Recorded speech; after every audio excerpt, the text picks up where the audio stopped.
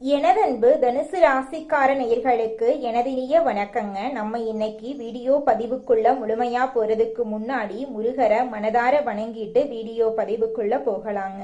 ஓ முருகா போற்றி, ஓ முருகா போற்றி, ஓ முருகா போற்றி, எனைக்காக்கும் முருகனே போற்றி. நல்லதே நடக்கும், நல்லது மட்டும் தான் நடக்கும். நம்மளோட தனுசு ராசிக்காரங்க சுதந்திரத்தை விரும்புவாங்க. நேர்மையான மற்றும் திறந்த மனப்பான்மை இவங்க கிட்ட இருக்கு. சாகசம், பயணம், புதிய விஷயங்களை கற்றுக்கொள்வதில் இவங்களுக்கு ஆர்வம் இருக்கு. நல்ல நகைச்சுவை உணர்வு கொண்டவங்களா இவங்க இருக்காங்க. இவங்களை பொறுத்த வரைக்கும் தான் மட்டும் நல்லா இருக்கணும் அப்படிங்கிற சுயநலமெல்லாம் கிடையாதுங்க. தன்னை சுத்தி இருக்கக்கூடிய எல்லோருமே நல்லா இருக்கணும் அப்படிங்கிற பொதுநல குணத்தோட இவங்க வாழ்ந்துகிட்டு இருக்காங்க. நட்புக்கு முக்கியத்துவம் தருவாங்க. அதே நேரத்துல நண்பனுக்காக உயிரை கொடுக்க கூட இவங்க தயங்க மாட்டாங்க. தனுசு ராசிக்கார அன்பர்களே அனைவருக்கும் வணக்கங்க. உங்க வாழ்க்கையில நீங்க இதுவரைக்கும் பார்த்திராத ஒரு மிகப்பெரிய திருப்புமுனை அரங்கேற போகுதுங்க. மங்களகரமான பராப வருட தமிழ் புத்தாண்டு பிறக்கும் நன்னாளான ஏப்ரல் 14, 15 மற்றும் 16 ஆகிய தேதிகள் சாதாரண நாட்கள் கிடையாதுங்க. உங்க தலை எழுத்தையே மாற்றப்போகும் சக்தி வாய்ந்த நாட்களுங்க.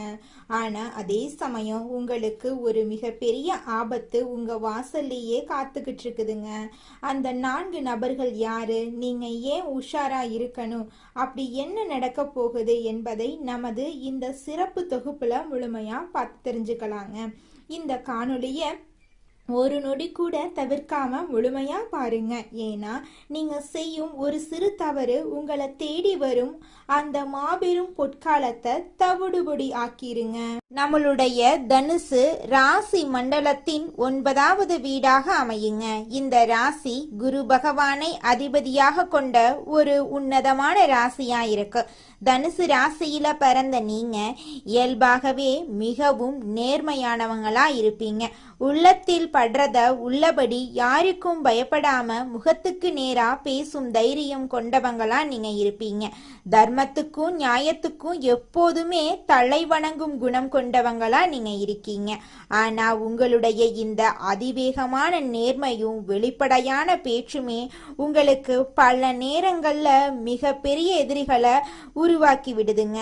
தனுசு ராசியில பிறந்த நீங்க ஏன் எப்போதும் ஒருவித போராட்டத்துடனும் மற்றவர்கள் படாத மன கஷ்டத்தையும் அனுபவிக்கிறீங்க என்று எப்போதாவது யோசிச்சதுண்டா? இதற்கு காரணம் உங்க வெள்ளை உள்ளந்தாங்க. கடந்த சில ஆண்டுகளை சற்று திரும்பி பாருங்க. நீங்க யாருக்கெல்லாம் உண்மையா இருந்தீங்களோ, யாருடைய கஷ்டங்களை தீர்க்க ஓடோடி சென்று உதவினீங்களோ அவங்களே உங்களுக்கு மிகப்பெரிய துரோகத்தை செஞ்சிருப்பாங்க. அடுத்தவர்கள் படும் கஷ்டத்தை உங்களால பொறுத்து கொள்ளவே முடியாது. உங்க கையில பணம் இல்லாவிட்டாலும் கடன் வாங்கியாவது மற்றவங்களுக்கு உதவி செய்யும் இலகிய மனம் கொண்டவங்களா நீங்க இருக்கீங்க. ஆனா நீங்க செய்த தர்மம் உங்களுக்கு புண்ணியத்தை சேர்க்கறதுக்கு பதிலா உங்களுக்கு பல பழிகளையும் அவமானங்களையுமே பரிசா கொடுத்திருக்கு. உங்க குடும்பத்தினராலேயே பல நேரங்கள்ல நீங்க தவறாக புரிந்து கொள்ளப்பட்டிருப்பீங்க. நான் யாருக்கும் என்ன பாவம் செஞ்சேன் அப்படின்னு தனிமையில அமர்ந்து நீங்க கண்ணீர் விட்ட இரவுகள் ஏராளமா இருக்கு. பொருளாதார ரீதியா பார்த்தா நீங்க கடினமாக உழைக்கக்கூடியவங்க. அப்படின்னாலும் உழைப்புக்கேற்ற ஊதியம் உங்களுக்கு கிடைச்சிருக்காது. உங்க திறமைய யாரோ ஒருவர் பயன்படுத்தி முன்னேறி இருப்பாங்க. எதை தொட்டாலும் தடை, எதை தொட்டாலும் தோல்வி, உறவுகளுக்குள்ளேயே விரிசல் என ஒரு வழி தடத்துல சிக்கி தவித்த உங்களுக்கு மங்களகரமான பராப வருட தமிழ் புத்தாண்டு பிறக்க போகுது. இந்த நன்னாளில் கிரகங்களின் சஞ்சாரம் உங்க ராசியில ஒரு பிரம்மாண்ட மாற்றத்தை ஏற்படுத்த போகுது. விண்ணில் சஞ்சரிக்கும் கோள்களின் நிலையில இப்போது ஒரு மிகப்பெரிய மாற்றம் நிகழப்போகுது. உங்க ராசிநாதனான குரு பகவானின் அருட்பார்வையும் மற்ற கோள்களின் சூழ்ச்சியும் உங்களுக்கு சாதகமான திசை திரும்புது. இதுவரைக்கும் உங்களை சுற்றி இருந்த எதிர்மறை ஆற்றல்கள் அனைத்தும் விலகி நேர்மறையான அதிர்வலைகள் உங்கள் இல்லத்தையும் உள்ளத்தையும் நிரப்ப போகுதுங்க. இத்தனை காலம் கையில காசு தங்களையே வந்த வழி செலவாகுதேன்னு வருத்தப்பட்ட காலமெல்லாம் முடிவுக்கு வந்துருச்சுங்க. தடைபட்டு நின்ற சுபகாரியங்கள், அதாவது திருமணம், வீடு கட்டுதல் அல்லது புதுமனை புகுவிழா போன்ற நட்காரியங்கள் இப்போது தங்கு தடையின்றி அரங்கேறப் போகுது. நீண்ட நாட்களாக திரும்பி வராது என்று நீங்க கைவிட்ட கடன்கள் வட்டியோடு உங்க கைகளை வந்து சேரப்போகுது. எதிர்பாராத திசையிலிருந்து பணவரவு உங்களுக்கு கிடைக்க போகுது. முன்னோர்களின் சொத்துக்கள்ல இருந்த வில்லங்கங்கள் நீங்கி உங்களுக்கு சேர வேண்டிய பங்கு முறையாக உங்க கையில வந்து சேரப்போகுது. இது வெறும் அதிர்ஷ்டம் மட்டுமல்ல, உங்க உழைப்புக்கு இறைவன் கொடுக்கும் அங்கீகாரம். தொழில் மற்றும் வேலைவாய்ப்பு குறித்து பார்த்தோம்னா இது ஒரு புரட்சிகரமான மாற்றமாயிருக்குங்க. தகுந்த வேலை கிடைக்காம திண்டாடிய இளைஞர்களுக்கு அவர்களின் தகுதிக்கு ஏற்ற உயரிய பதவிகள் தேடி வரும். ஏற்கனவே பணியில் இருக்கிறவங்களுக்கு ஊதிய உயர்வு நிச்சயமா கிடைக்குங்க. வியாபாரத்துல இருக்கிறவங்களுக்கு இது ஒரு பொற்காலம். தேக்க நிலையில இருந்த சந்தை நிலவரம் மாறி உங்க பொருட்கள் அதிக விலைக்கு விற்பனையாகும். புதிய கிளைகளை தொடங்குறதுக்கும் புதிய முதலீடுகளை செய்யறதுக்கும் இது மிகச்சிறந்த தருணம். கூட்டாளிகளுடன் இருந்த மனக்கசப்பு நீங்கி ஒற்றுமை பலப்படும்.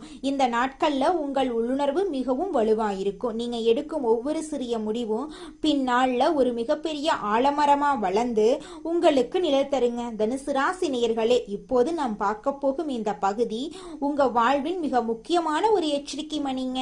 அதிர்ஷ்டம் கதவை தட்டும் பொழுது அதே கதவின் பின்னால சில சவால்களும் ஒளிஞ்சிருக்கும் என்பதுதான் பிரபஞ்சத்தோட நியதிங்க. உங்க வாழ்வில் இந்த தமிழ் புத்தாண்டு காலத்தில் ஏற்பட போகும் அந்த பொற்கால மாற்றத்தை தடுக்கிறதுக்கோ அல்லது திசை திருப்புவதற்கோ சில மனித உருவல வரும் தடைகள் காத்துக்கிட்டு இருக்கு. உங்க வெள்ளந்தி மனமே உங்களுக்கு பல நேரங்கள்ல வினையா முடிஞ்சிருது. இந்த ஏப்ரல் 14, 15, 16 ஆகிய தேதிகள்ல நீங்க யாரையெல்லாம் உங்கள் நெல்லுக்குள் அனுமதிக்கணும், யாரிடமெல்லாம் ஒரு பாதுகாப்பான இடைவெளியை பேணணும் என்பதுல மிகவும் விழிப்புணர்வோடு இருக்கிறது ரொம்பவும் அவசியங்க. குறிப்பா நீங்க யார்கிட்ட பேசணும், யார்கிட்ட பேசக்கூடாது, இந்த செயலை செய்யலாமா செய்யக்கூடாதுன்னு 1க்கு 2 முறை ஆலோசனை பண்ணி தாங்க செயல்படணும்.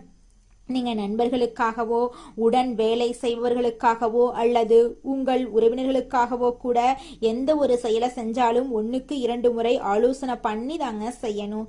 நீங்க ஒரு புதிய தொழிலை தொடங்க போகும் செய்தியையோ உங்களுக்கு கிடைக்க போகும் பெரும் பணவரவு பற்றிய தகவலையோ நீங்க யாரையும் நம்பி தப்பி தவறி கூட பகிர்ந்து கொள்ளக்கூடாது. உங்களுடைய வளர்ச்சி சிலருக்கு கண்ணு குத்தலாம்.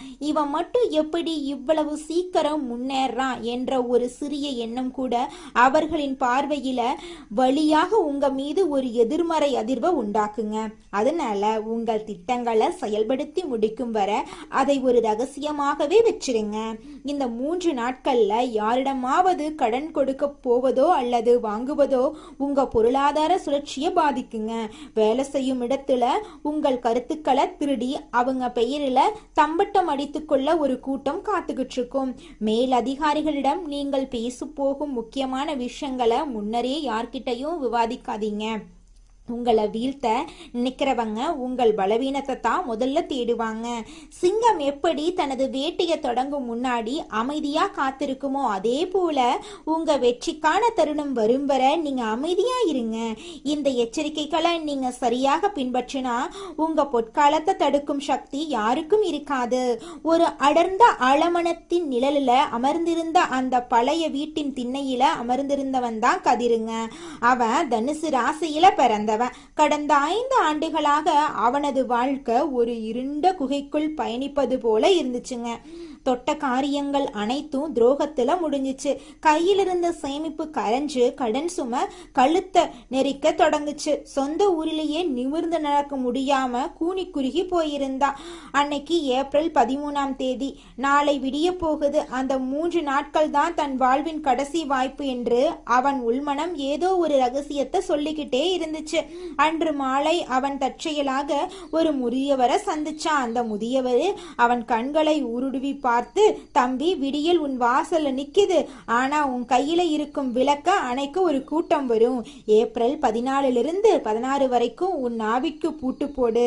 குறிப்பா உன் திட்டங்களை யார்கிட்டையும் சொல்லாத அப்படின்னு எச்சரிச்சுட்டு மறைஞ்சிட்டாரு. புத்தாட்டு தினமான ஏப்ரல் 14 அதிகாலை கதிரின் அலைபேசிக்கு ஒரு அழைப்பு வந்துச்சு. அது அவனது நீண்ட நாள் நண்பன் முரளி. அவன் பெயர் மா என்ற எழுத்துல தொடங்குது என்பதை கதிர் சட்டென்று நினைவு கூர்ந்தான். முரளி மிகவும் கனிவா பேசினா. கதிர், உனக்கு ஒரு பெரிய வேலை வாய்ப்பு வந்திருக்கு, உடனே என்னை வந்து பாரு அப்படின்னு சொன்னான். முன்னதாக இருந்திருந்தா கதிர் ஓடோடி செஞ்சிருப்பான். ஆனா அந்த முதியவரின் எச்சரிக்கை அவன் காதுகள்ல ஒழிச்சது.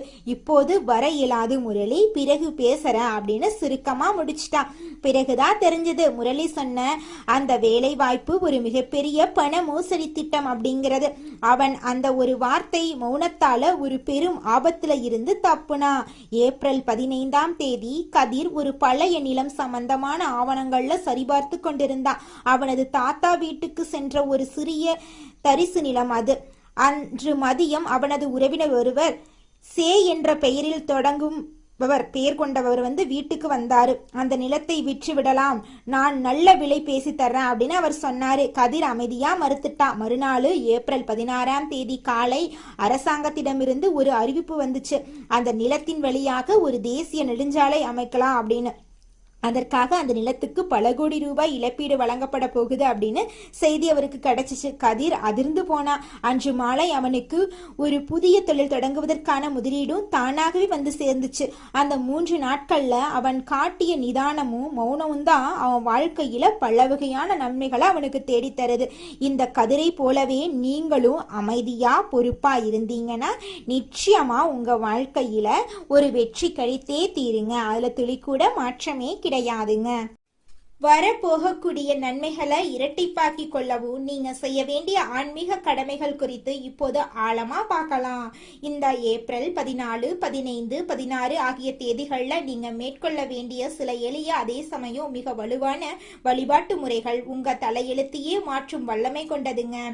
உங்க வாழ்க்கையில நீங்க செய்யக்கூடிய முதல் விஷயம் என்னன்னு பாத்தீங்கன்னா, இந்த 3 தேதிகளிலும் நீங்க அதிகாலையிலே பிரம்ம முகூர்த்தத்துல எழுந்து நீராடி உங்க வீட்டுல பூஜை அறையில மகாலட்சுமியின் திருவுருவ படத்துக்கு மல்லிகை அல்லது வெந்தாமரை மலர்களார அலங்காரம் செய்யணும். நெய் தீபம் ஏற்றி வச்சு உங்கள் மனக்குறைகளை அந்த அன்னையிடம் ஒப்படைச்சிடுங்க. இத்தனை காலம் நான் பட்ட கஷ்டங்கள் போதும் தாயே, இனி வரும் காலம் எனக்கு ஒளியா அமையட்டும் என்று மனதார வேண்டிக் கொள்ளுங்க. வெள்ளிக்கிழமைகள்ல சுக்கிர உரையில இந்த வழிபாட்டை செய்யறது உங்களுக்கு ராஜயோகத்தை பெற்று தருங்க. அடுத்ததாக தானங்கள்ல சிறந்த தானமான அன்னதானத்தை பத்தி பார்க்கலாங்க. உங்க வசதிக்கு ஏற்ப ஏழை எளியவர்களுக்கோ அல்லது ஆதரவற்ற பெண்களுக்கோ உங்களால முடிந்த உணவை அளியுங்க. குறிப்பா இந்த புத்தாண்டு நாட்கள்ல தயிர் சாதம், பால் பாயாசம் அல்லது வெள்ளை நிற இனிப்பு வகைகளை தானமா வழங்குறது உங்கள் ஜாதகத்தில் இருக்கக்கூடிய தோஷங்களின் வீரியத்தை குறைக்குங்க. பார்வையற்றவர்களுக்கு உதவுறது சுக்கிர பகவானின் பரிபூரண அருளை உங்களுக்கு பெற்று தருங்க. இந்த 3 நாட்களும் நீங்க வெள்ளை அல்ல சந்தன நிற ஆடைகளை அணியறது உங்களுக்கு ஒரு கூடுதல் பலத்தை தருங்க. இது உங்களை சுற்றி ஒரு தெய்வீக பாதுகாப்பு கவசத்தை உருவாக்கி எதிர்மறை எண்ணங்கள்ல இருந்து உங்களை நிச்சயமா பாதுகாக்குங்க. இந்த நாட்கள்ல நீங்க எடுக்கும் ஒவ்வொரு முடிவும் உங்க எதிர்காலத்தை நிர்ணயிக்கும் அப்படிங்கறதால எந்த ஒரு காரியத்தையும் அவசரத்துல செய்யாதீங்க. யாரிடமும் வாக்குவாதம் செய்யாதீங்க. உங்கள் மௌனம்தான் இந்த 3 நாட்கள்ல உங்கள் மிகப்பெரிய வலிமையா இருக்கணுங்க. உங்க வெற்றி கனிகள் கனிந்து உங்க கைக்கு வரும் வர அதை மறைத்தே வச்சிருங்க. நீங்க செய்யும் இந்த எளிய ஆனா வலுவான பரிகாரங்கள் உங்க பாதையில் இருக்கக்கூடிய முட்களை அகற்றி மலர் பாதையா மாத்திருங்க. இந்த எச்சரிக்கைகளை மனதில் கொண்டு நிதானமா செயல்பட்டா உங்க வாழ்க்கையில இந்த புத்தாண்டு ஒரு மாபெரும் பொற்காலமா இருக்குங்க. நிச்சயமா உங்களுடைய ஆசைகள் கனவுகள் எல்லாமே இந்த காலகட்டத்துல நிறைவேறி தீருங்க. அது துளி கூட மாற்றமே கிடையாதுங்க. அடுத்ததாக நம்முடைய தனுசு ராசியில் இருக்கக்கூடிய ஒவ்வொரு நட்சத்திரக்காரர்களுக்கும் இந்த மாதம் எப்படி அமைஞ்சிருக்கு அப்படின்னு தெரிஞ்சுக்கலாங்க. நம்மளோட தனுசு ராசியில் இருக்கக்கூடிய முதல் நட்சத்திரம் மூலம். உங்களுக்கு இந்த மாதம் எப்படி அமைஞ்சிருக்கு அப்படின்னு பார்க்கலாங்க. இந்த மாதம் எடுத்த வேலையை சிறப்பாக செய்து முடித்து நற்பெயரை பெற போறீங்க. அதே நேரத்துல கூடுதலாக உழைக்க வேண்டி இருக்கும். மாணவர்கள் கவனத்தை சிதறவிடாம மிகவும் கவனித்து பாடங்களை படிக்கிறது நல்லது. சக மாணவர்களுடன் அனுசரித்து செல்றது நன்மை தரும். உத்தியோகஸ்தவர்களுக்கு எதிர்பார்த்த வங்கி கடன் கிடைக்கும். சக ஊழியர்கள் உங்களை விமர்சித்தாலும் அனுசரித்து போவாங்க. இது நாள் வரைக்கும் உங்க வாழ்க்கையில இருந்த அனைத்து பிரச்சனைகளுக்கும் இந்த மாதம் தீர்வு கிடைக்க போகுது. உங்களோட ஆசைகள் கனவுகள் எல்லாமே நிறைவேற போகுதுங்க. அடுத்ததாக நம்முடைய தனுசு ராசியில் இருக்கக்கூடிய நட்சத்திரம் பூராடம். உங்களுக்கு இந்த மாதம் எப்படி அமைஞ்சிருக்கு அப்படின்னு தெரிஞ்சுக்கலாங்க. இந்த மாதம் மன அமைதி உண்டாகுங்க. எதிலும் நட்பலன் உங்களுக்கு கிடைக்கும். திட்டமிட்டு செயலாற்றுவதிலும் உறுதியான முடிவு எடுப்பீங்க. வாக்கு வன்மையால காரிய வெற்றி உண்டாகும். எதிர்பாராத திடீர் செலவு உண்டாகலாம். அடுத்தவர் கூறத தவறாக புரிந்து கொண்டு பின்னர் வருத்தப்படும் சூழ்நிலை ஏற்படும். புதிய மேலதிகாரியின் அறிமுகம் உங்களுக்கு கிடைக்கும். புதிய பொறுப்புகள் உங்களுக்கு கிடைக்கும். திருமணமாகாதவர்களுக்கு திருமண தடை நீங்கி உங்களுக்கேற்ற சரியான வாழ்க்கை துணையோடு திருமணம் நடக்குங்க. குழந்தை பாக்கியம் இல்லாதவர்களுக்கு குழந்தை பாக்கியம் கிடைக்குங்க. பூர்வீக சொத்து ரீதியாக இருந்த அனைத்து பிரச்சனைகளுக்கும் தீர்வு கிடைக்குங்க. உங்களுக்கு வரவேண்டிய பூர்வீக சொத்து உங்க கையில வந்து சேரப்போகுதுங்க. அடுத்ததாக நம்முடைய தனுசு ராசியில் இருக்கக்கூடிய நட்சத்திரம் உத்திராடம் 1ஆம் பாதம். உங்களுக்கு இந்த மாதம் எப்படி அமைஞ்சிருக்குன்னு பார்க்கலாங்க. இந்த மாதம் கடவுள் பக்தி அதிகரிக்கும். கொடுக்கல் வாங்கல் சொத்து வாங்குறதுல கவனம் தேவை. தொழில் வியாபாரத்துல இருந்த போட்டி நீங்கும். கடன் விவகாரங்கள் கட்டுக்குள் இருக்கும். சரக்குகளை வாடிக்கையாளர்களுக்கு அனுப்பும் போது கவனம் தேவை. நல்லவர்களின் நட்பை இழந்து விடாதீங்க. உணர்ச்சி வசப்பட்டு பேசுறத குறைத்து கொள்றது உங்க வாழ்க்கைக்கு ரொம்பவும் நல்லதுங்க. குருவிற்கு சாமந்தி மலரை சமர்ப்பித்து வியாழக்கிழமையில் வணங்கி வர எல்லா நன்மைகளும் உங்கள் வாழ்க்கையில் உண்டாகும். உங்கள் வாழ்க்கையில் நல்லது தாங்க நடக்கும். கெட்டதென்ற பேச்சுக்கு துளி கூட இடம் கிடையாதுங்க. இது நாள் வரைக்கும் உங்களை வேண்டாம் என்று உதறி தள்ளிட்டு போன சொந்த பந்தங்கள் எல்லோருமே இனி வரக்கூடிய காலங்களில் உங்களை தேடி வரப்போறாங்க. புதுசா நிலம் வாங்க போறீங்க, காடு வாங்க போறீங்க, கார் வாங்க போறீங்க, வீடெல்லாம் கட்ட போறீங்க. உங்க வாழ்க்கையில மேலும் நல்லதெல்லாம் நடக்க நீங்க செய்யக்கூடிய பரிகாரம் என்னன்னு பார்த்தீங்கன்னா, உங்க வீட்டுக்கு பக்கத்துல இருக்கக்கூடிய கண்ணு தெரியாத குழந்தைங்களுக்கு உங்களால முடிஞ்ச உதவிகளை செஞ்சுக்கிட்டு வாங்க. உதவி செய்யணும் அப்படிங்கிறதுக்காக நீங்க லட்சக்கணக்கில் செலவு பண்ணணும் அப்படிங்கிற அவசியம் கிடையாது. உங்களால முடிஞ்ச அளவுக்கு ஒரு பேனா வாங்கித்தாங்க, ஒரு பென்சில் வாங்கித்தாங்க. இந்த உதவியை செய்யறதன் மூலமா உங்க வாழ்க்கையில நீங்க செஞ்ச பாவங்கள் எல்லாம் குறைய போகுது. உங்களுடைய வாழ்க்கையே சொர்க்க வாழ்க்கையா மாறிடுங்க. நல்லதே நடக்கும். நல்லது மட்டும்தான் நடக்கும். நன்றி, வணக்கம்.